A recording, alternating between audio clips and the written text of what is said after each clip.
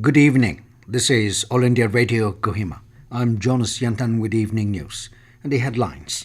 Nagaland Minister Dongbang Ozhukam calls for sharing positive message of testing and vaccination against COVID-19.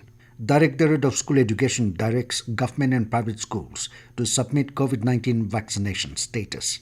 NPF says state government's directive for compulsory vaccination of its employees is unreasonable. And Tokyo Olympic Games gets underway with scaled-down opening ceremony.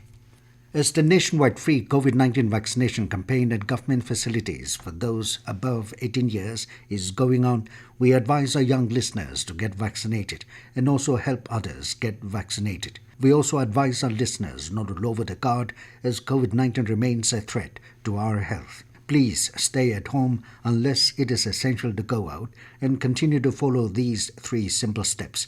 Wear a face mask, maintain 6 feet for social distancing, focus on hand and face hygiene. For any COVID-related information and guidance, contact National Helpline numbers 011-2397-8046 and 1075 and State Helpline number 1800-345-0019. And now the news. Nagaland Minister Dongbang Ozhukam has called upon all leaders to enlighten the people and share the positive message of vaccination against COVID-19 and testing. The minister said Nagaland state has been recorded with the highest death rate in the northeast states and way behind in testing and vaccination. Ozhukam, who is also the minister in charge of COVID-19 for Kohima district, was today speaking at the culmination program of sensitization program on COVID-19 testing and vaccination at DPDP Conference Hall, Kohima. The minister said third wave of coronavirus is inevitable if the way in which the virus is spreading continues. He said weekly cases are continuing to surge in several villages. Ozhukam stressed that testing and identifying infected but asymptomatic individuals will play a major role in containing the virus. The minister challenged the administration and various civil society organizations to put more efforts to contain the virus. MLA and advisor for technical education, Meto Yoka, said Unlock Phases has been initiated not because of the decline of the virus but for sheer necessity. Yoka appealed to all the wards to implement the SOPs and abide by government rules. Nagaland Directorate of School Education has directed heads of all government and private schools functioning within the state to submit COVID-19 vaccination status of teaching and non-teaching staff serving under their establishments. Principal Director Shanavas C in a notification said the vaccination status is to be submitted every Tuesday or Wednesday commencing from 27th of this month at the online school monitoring portal. Shanavas said all private schools, including schools following CBSE curriculum and Eglavya model residential schools, shall complete one-time registration and start submitting the vaccination status. KVs, JNVs and Sainik schools are exempted from submitting the vaccination status to the department. For schools located in remote or rural areas, the online school monitoring supervisors shall collect the data from the respective school heads and upload at the portal.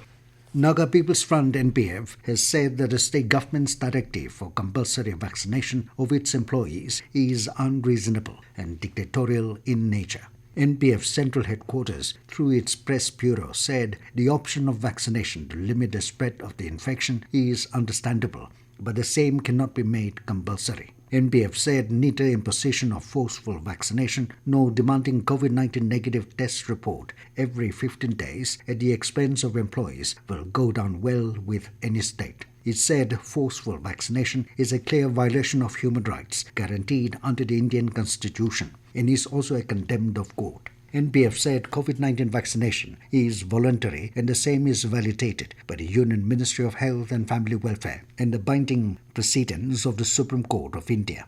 The party said judgments of the Mizoram High Court and Meghalaya High Court are also clear illustrations that COVID-19 vaccination is purely voluntary.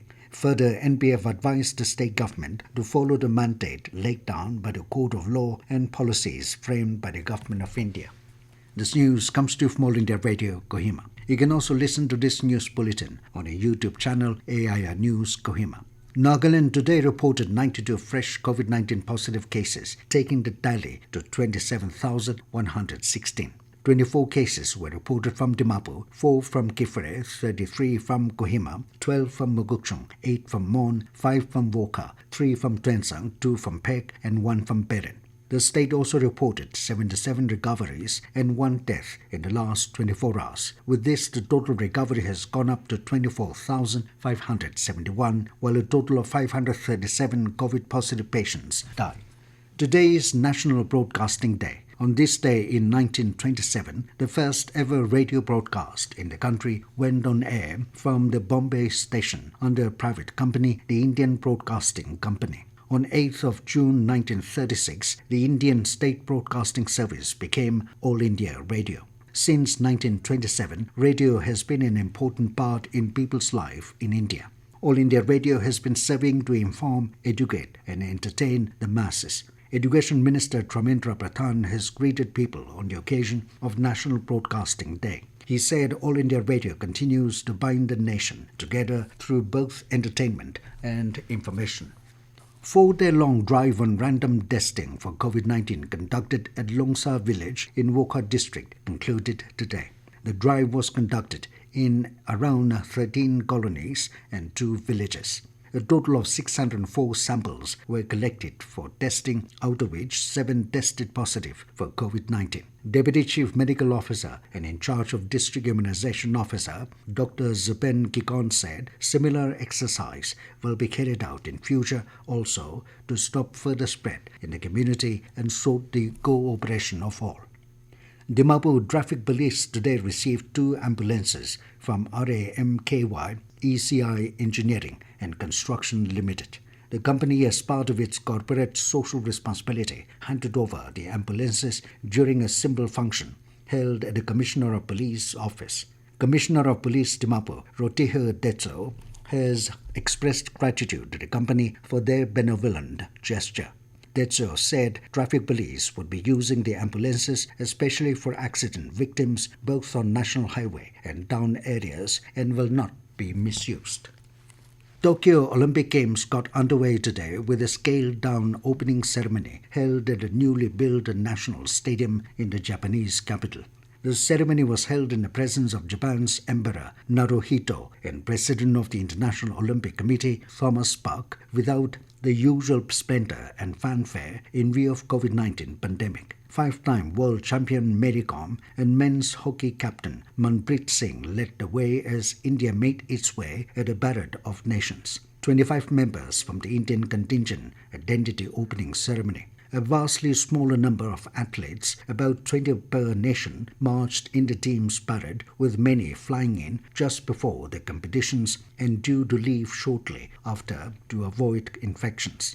Nobel laureate Muhammad Yunus of Bangladesh received the Olympic Laurel Award at Tokyo Olympics opening ceremony. Today, archery, shooting, rowing, and equestrian events will kick off. And now 20 News, here are the main points again.